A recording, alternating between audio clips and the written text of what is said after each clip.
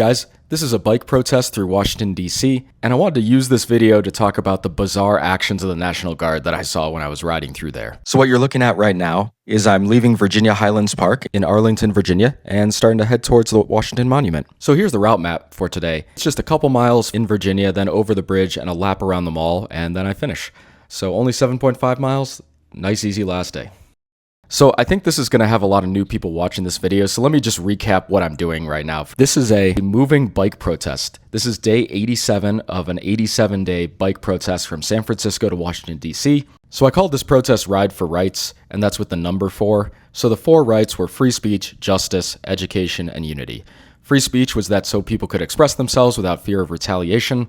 Justice was that everybody deserves due process regardless of citizenship, and that if someone is arrested, they have to be sent to a prison within state or federal regulations. That means no sending people to El Salvador, no alligator prison in Florida. Education was to help myself and people learn more about what the federal agencies do. Unity was there to try to remedy discourse that's going on in the country right now. Concept was I'd go ride around the country, have my schedule up online, and people could come join me and ride with me to protest the current administration. I started riding my bike in San Francisco. Today is the last day. I'm ending at the Washington Monument in DC. Today, a couple people joined me to ride, and a few more met me at the Washington Monument, so that was great. Keep in mind this ride took place on Saturday, August 16th. I'm editing it a week later, Saturday, August 23rd. On August 12th, President Trump declared a crime emergency in Washington, D.C., and took control of the police and sent the National Guard in. In the following week, Trump would ask several states to send their National Guard. 3 complied: Ohio, West Virginia, and South Carolina. Trump also tried to put his own guy to replace D.C. Chief of Police, but it was blocked by a judge. The city of D.C. is also suing the Trump administration for activating the National Guard in D.C. It should be noted that D.C. is at a 30-year low for crime. Here's the crime rates from 2019 to 2023. 24 follows a similar path where it is dropping. This chart shows crime with respect to the 8 wards in D.C., and here's a map of the 8 wards. Remember this, it'll be important later. So I got to D.C. the previous Thursday. I rid it in from Harper's Ferry, West Virginia, and I'll say the last 5 miles until I crossed the Francis Scott Key Bridge into Virginia, you could kind of feel the tension in the air. There definitely was a very weird vibe going on. One of the guys that rode with me at the start, I asked him because he was a local what it was like in DC, and he said he actually hadn't been across the border since the National Guard had come across, and that seemed to be common of people in Virginia. Once the National Guard came in, people really didn't go into DC unless they had to. I should tell you too that on Thursday we tried to get DoorDash takeout, and since ICE and the police are doing a lot of stops in the neighborhoods, a lot of the DoorDash employees just stopped driving, so we ended up waiting 2 hours and then having to pick up our own food. On Friday, I went to the mall, did the Smithsonian's, walked around, and saw a very similar scene to what you're going to see in a moment. And this is very exciting. I'm crossing the Arlington Memorial Bridge. So I'm leaving Virginia and heading to Washington, D.C. So 14 states out of 14 are finished, 1 district and a few miles left to go. What you're looking at is the back of the Lincoln Memorial right now. And as we go around the Lincoln Memorial, there's our first view of the National Guard trucks. And you're looking around and you can see there's not really any guards you can see around the trucks. They're just kind of parked there. When I came to DC, I kind of expected the guard to be marching around or on patrol or something like that. But no, I have no idea what they're supposed to be doing.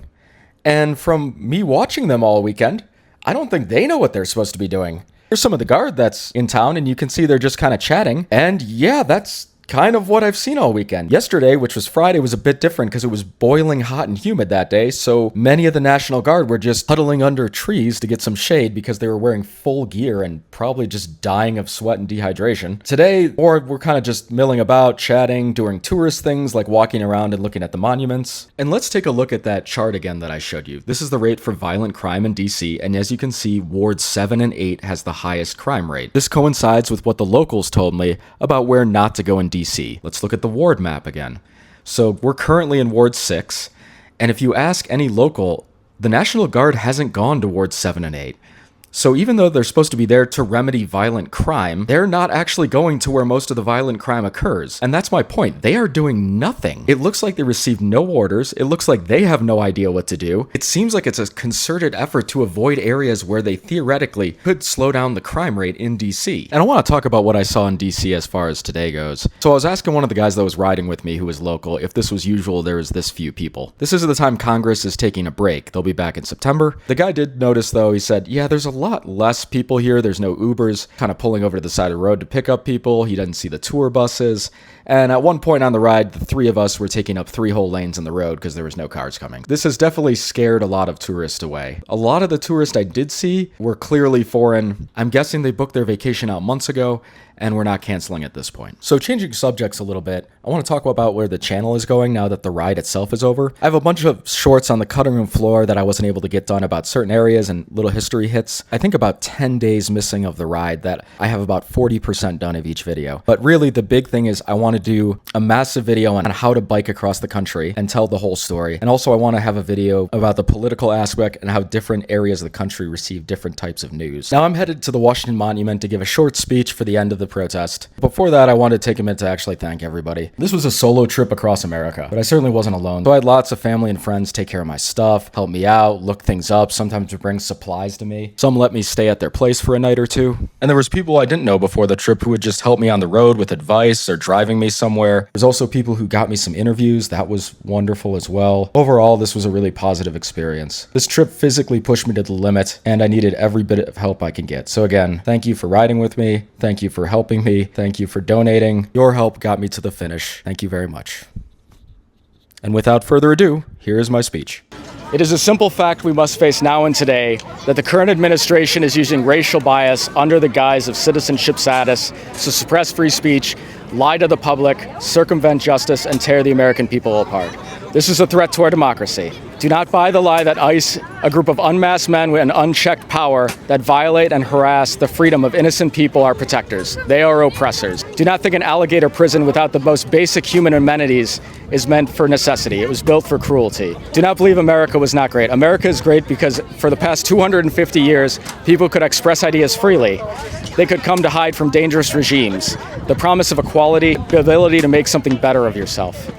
It is us to keep these values relevant. You have to get out there. You have to get out and protest. No protest is too small and no issue too big.